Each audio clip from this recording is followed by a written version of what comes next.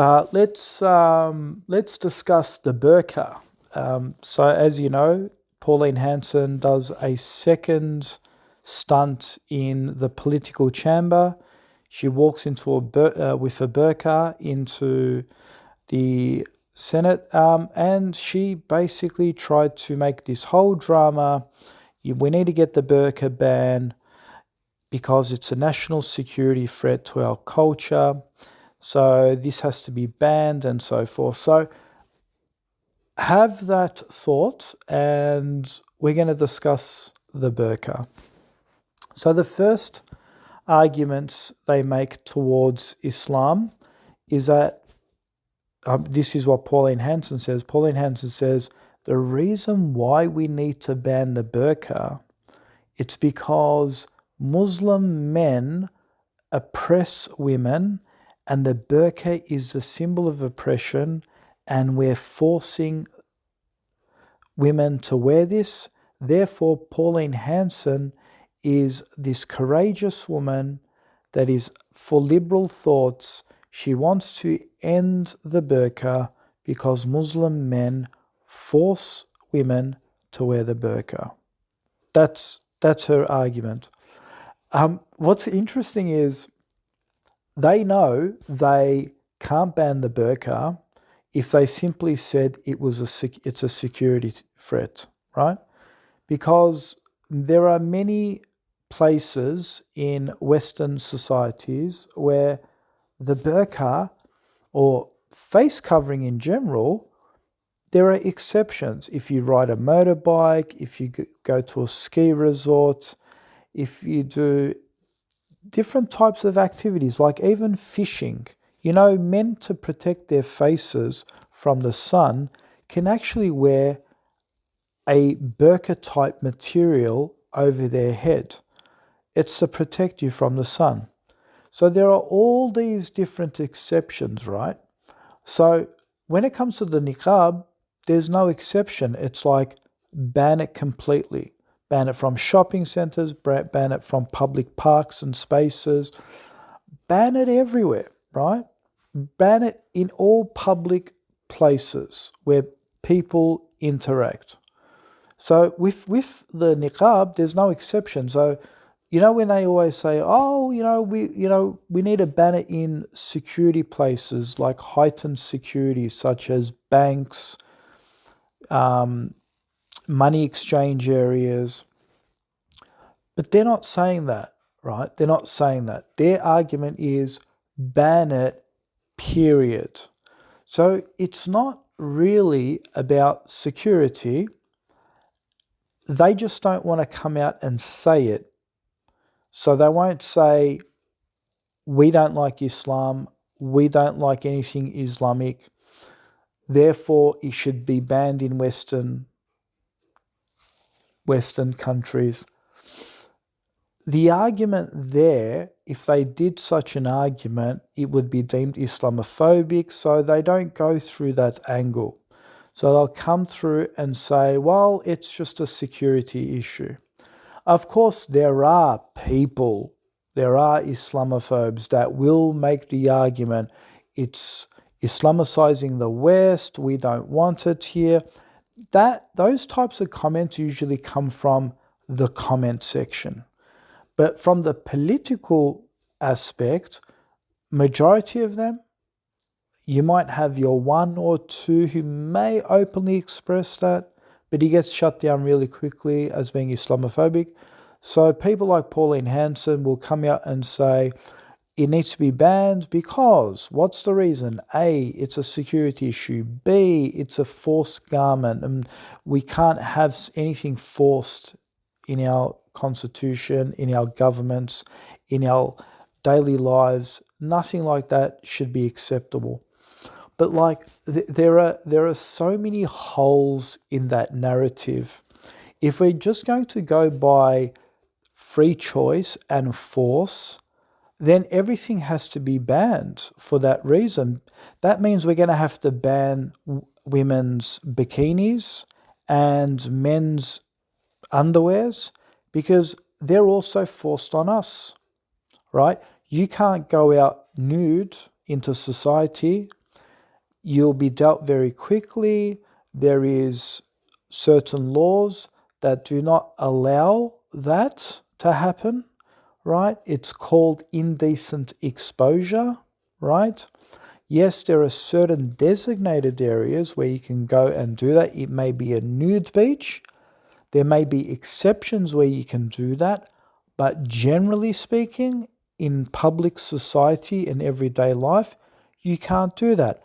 What if I started going out nude? What if I went nude into the parliamentary and went nude and protested nude and said, it's not fair. I'm going to protest. We should ban underwears. We should ban bras, right? We should ban these things because these are the garments of oppression. This is something that's forcing us.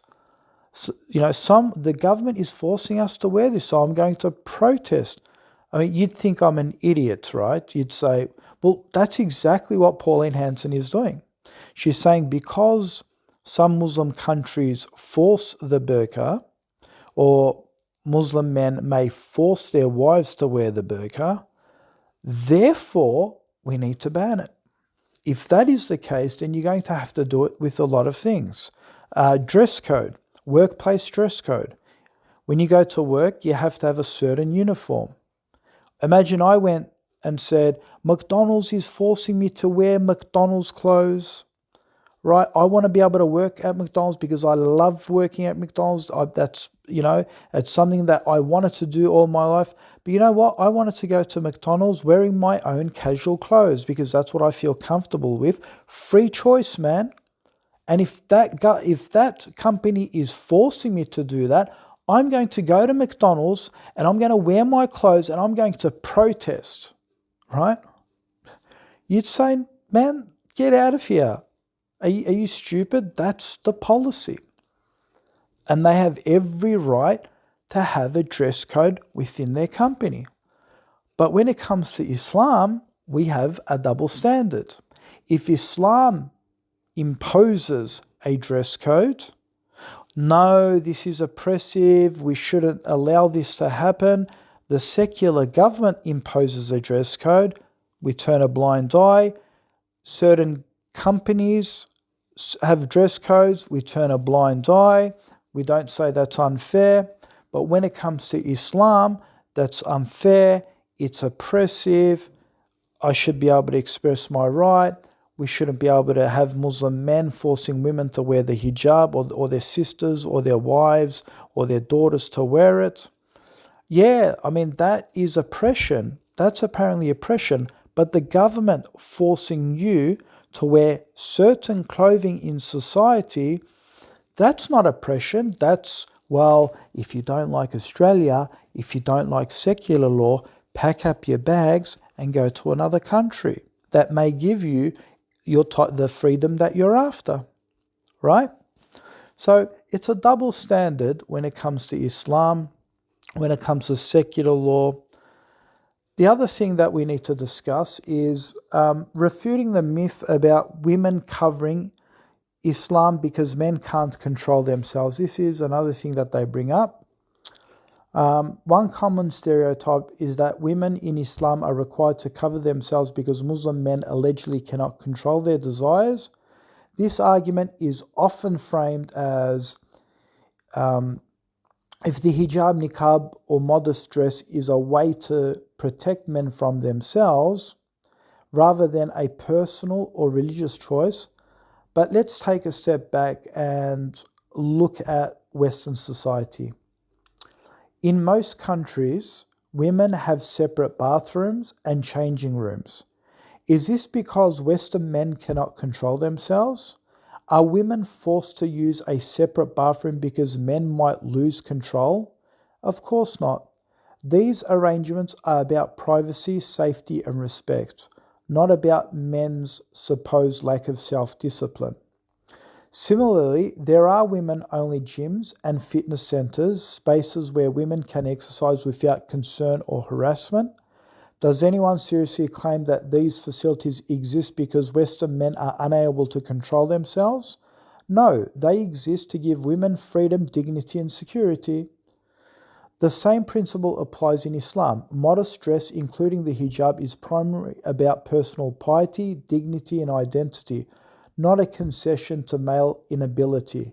It is a religious obligation chosen freely by women, just as women in the West choose to use women-only facilities for comfort and safety. In fact, claiming that women cover because men cannot control themselves is both reductive and insulting. It assumes that women are passive objects of male desires rather than autonomous individuals exercising their own faith and agency. The truth is simple. Covering is a personal and spiritual choice, not a reflection of male weakness, just as women-only spaces in the West reflect respect for privacy and safety, not men's moral failings. Although, we can even go forward and press this and make the argument that, maybe men can't control their desires, and that's why women have to take extra measures. It's true, and it's a fact that majority of the sexes that commit crimes like rape and sexual assault are men, not women, right? So statistics don't lie. So maybe men can't control their desires, and that's why, and this is for Muslim men and Western men, that's why women have to take precautions. In fact, the whole slogan comes from Western women. They would rather trust being alone in the forest with a wild bear than a stranger man. Is that Muslim women making that assertion? No. It's your Western women who are making that assertion. This whole bear versus man narrative, where did it originate from? From the Muslim world? No. It originated from the Western world. It's your women who are coming out and saying this. Some people laugh at the idea of choice. Yes, women in Islam have a choice to obey Allah and disobey Allah.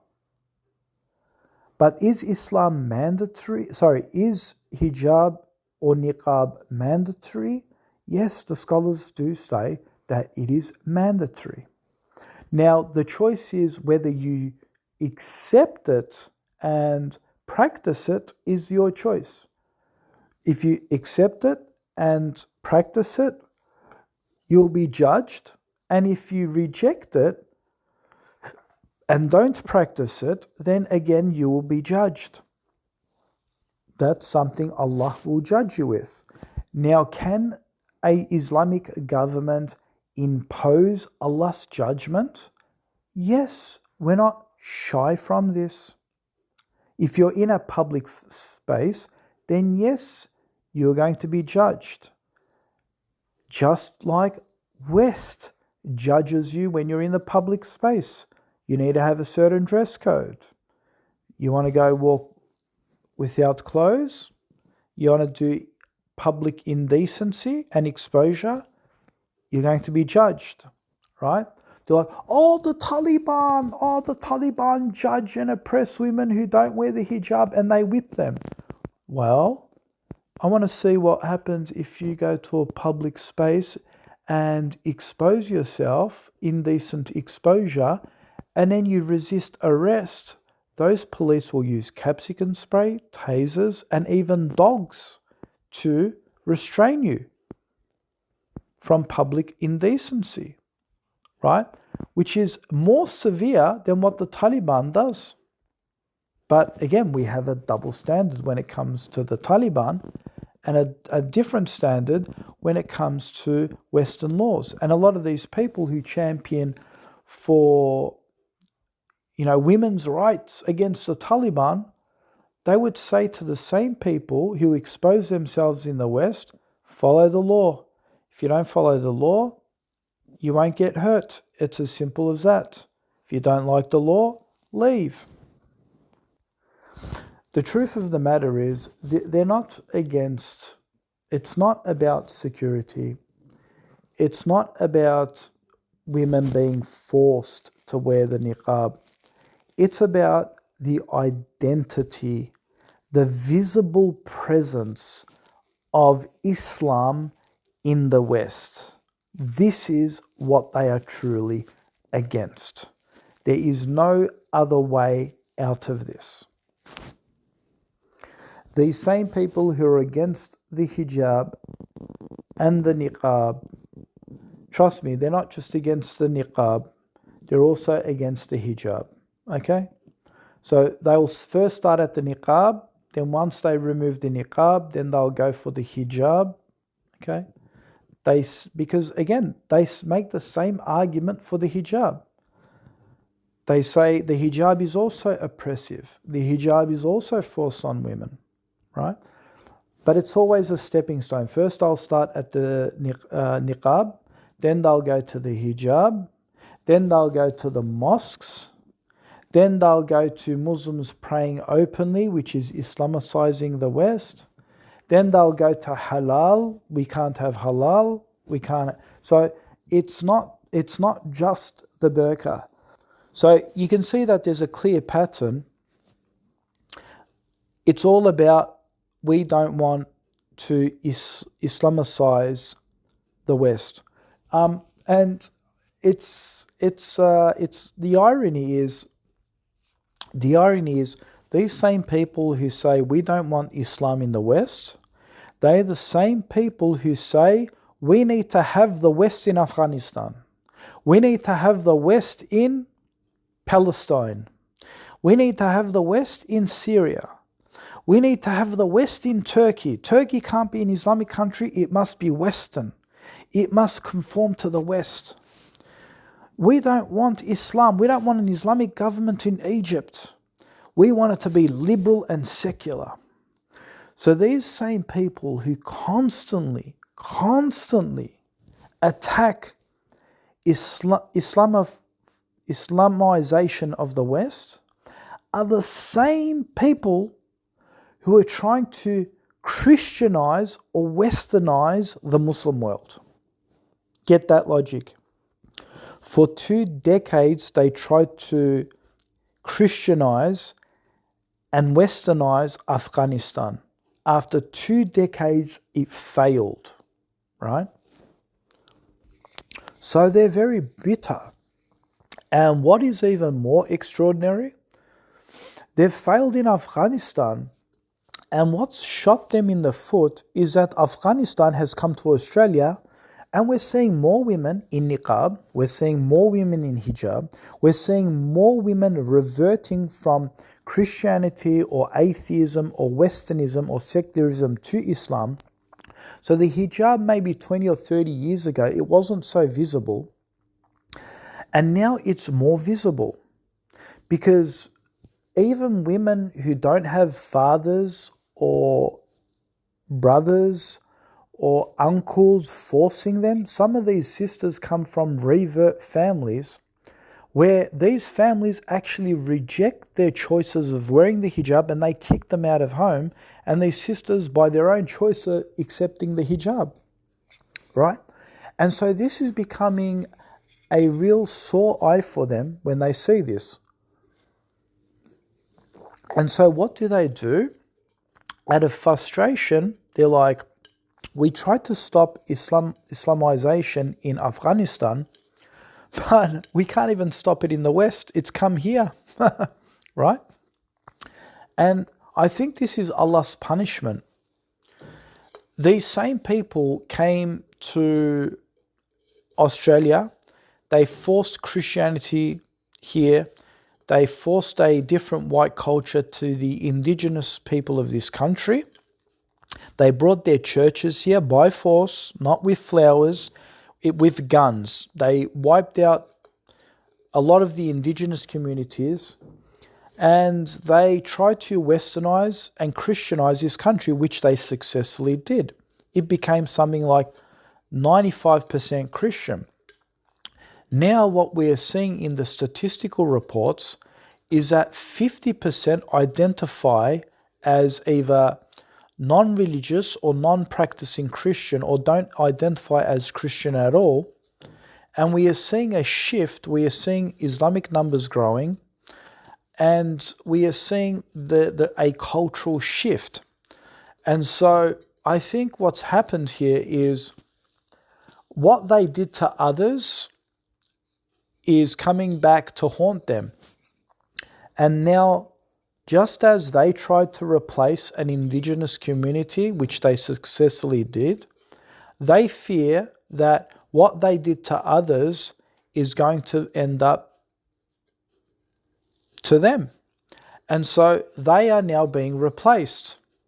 And so they have no option but to ban mosques, ban hijabs, ban the Quran, ban anything Islamic, any Islamic. This is their only hope in society. And so this is why they call for right-wing nationalist groups. They think that this is the only thing that's going to save them. But I think that ship's already sailed. They can't fight. They can't keep fighting this. Because how are you going to fight against Allah subhanahu wa ta'ala? This is their punishment. They said God chose Israel. It's in a book 3,000 years ago, mentioned 3,000 years ago. They commit all of this genocide, killing and murder, right? They get all of these European Jews to go there to replace Muslims, to commit genocides and do forced evictions since the Nakba. And, this is what they do, right? And now the punishment of that is just like they are replacing the Palestinian Arabs with Jews, God is replacing the West with Muslims. And this is the backlash. And now they're at the point of complete frustration. Complete utter frustration and devastation. And lastly, I want to point out in the end of this video, it's ironic that in the West there is a growing push to ban the burqa and niqab, framed as protecting women or fighting extremism, yet at the same time there is no outcry over platforms like OnlyFans, where women's bodies are commodified and exploited for profit, often under pressure of coercion. The burqa, by contrast, is a tool of autonomy and modesty, a way for women to participate in society on their own terms without being reduced to objects of desires. In a culture obsessed with visibility, consumerism, and sexualized imagery, the burqa challenges the materialistic and exploitative norms that dominate Western media and entertainment. Furthermore, banning the burqa under the guise of safety or liberation ignores the fact that women in the West already have spaces designed to protect them from harassment, such as women-only bathrooms, gyms, and public facilities. These spaces exist not because men cannot overall control themselves, but to ensure women's privacy, dignity, and comfort.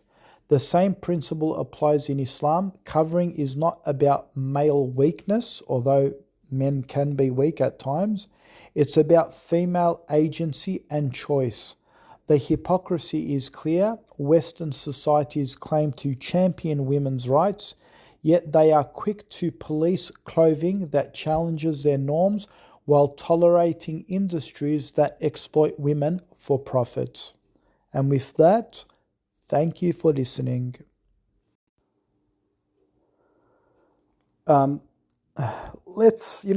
Before we finish this video, let's add another 2 more points, right? Another 2 more points. This one is about racism. So some of the, they call it the leftist media in Australia, they pointed out how this is racism. They're saying that Pauline Hanson was a racist. How can this be racist? Show me how the garment is racist. Is the burqa, does it only belong to one race? right?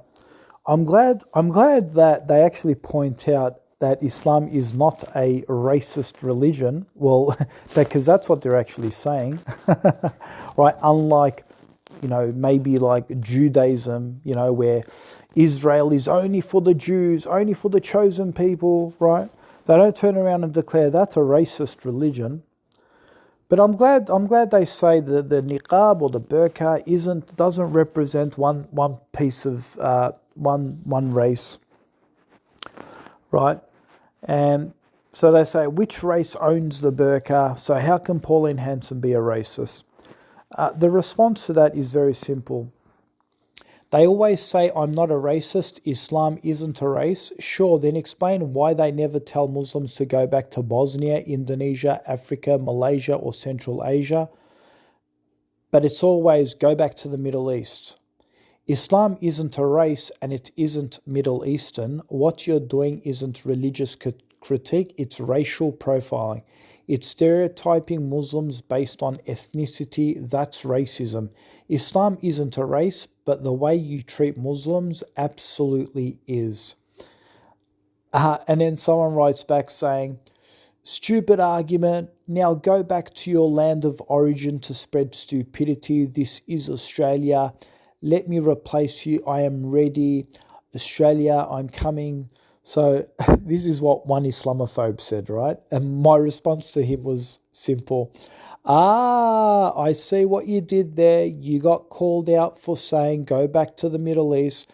So you switched to go back to your country of origin to pretend you're not a racist. Cute plot twist. Here's the kicker, mate. My country of origin is Australia. I was born here. So in your attempt to not sound racist, you accidentally told an Australian to go back to Australia. At this point, you're not debating, you're arguing with Google Maps. And one very last point on this security issue. Let's just really drive this point home. Let's conclude with this. When you're done banning all men from marrying women, so this is to all the ban the burqa brigade. My response to this is, when you're done banning all men from marrying women because apparently society thinks men can't be trusted, and some women would literally rather trust a bear than a man, banning white guys from owning guns since they're the ones responsible for most mass school shootings, and banning white men from working in childcare because toddlers clearly can't be left alone with men. Banning men from gyms and locker rooms, monitoring them in bars and nightclubs for women's safety, running workplaces, harassment trainings because men can't behave, warning women not to be alone with male taxi drivers, Uber drivers or co-workers.